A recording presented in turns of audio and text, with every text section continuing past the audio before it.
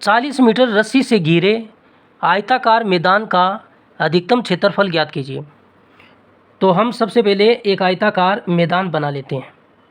आयताकार मैदान में क्या होता है, आयत में क्या होता है, ये भुजा इसकी लंबाई है तो ये भुजा इसकी चौड़ाई होगी।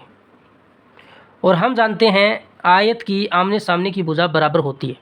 ये लंबाई है तो इसके सामने वाली भुजा भी लंबाई होगी, ये चौड़ाई है तो इसके सामने वाली भुजा भी चौड़ाई होगी। हमें क्या दिया गया है, 40 मीटर रस्सी से घिरे आयताकार मैदान का अधिकतम क्षेत्रफल ज्ञात कीजिए।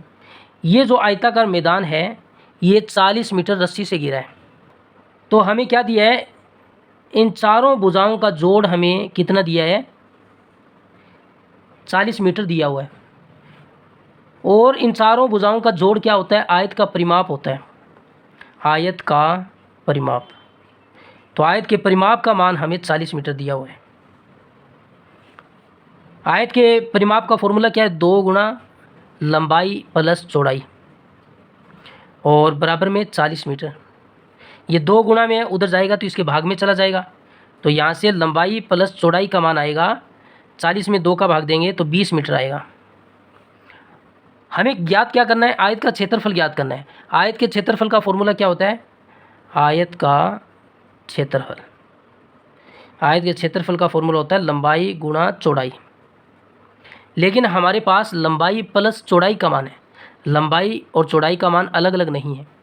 अधिकतम क्षेत्रफल ज्ञात करना हो, जब आपको आयत का अधिकतम क्षेत्रफल ज्ञात करना हो तो अधिकतम क्षेत्रफल तभी आ सकता है जब उसकी लंबाई और चौड़ाई का मान बराबर हो।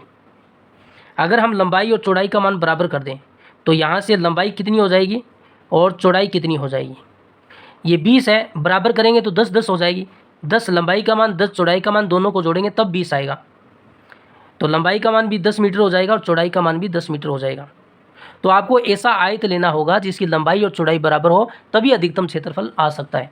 तो इसमें रख दीजिए 10 मीटर गुणा 10 मीटर, तो कितना हो गया, ये 10 का 10 से करेंगे 100 मीटर का मीटर से करेंगे वर्ग मीटर, 100 वर्ग मीटर, इसका आंसर डी होगा।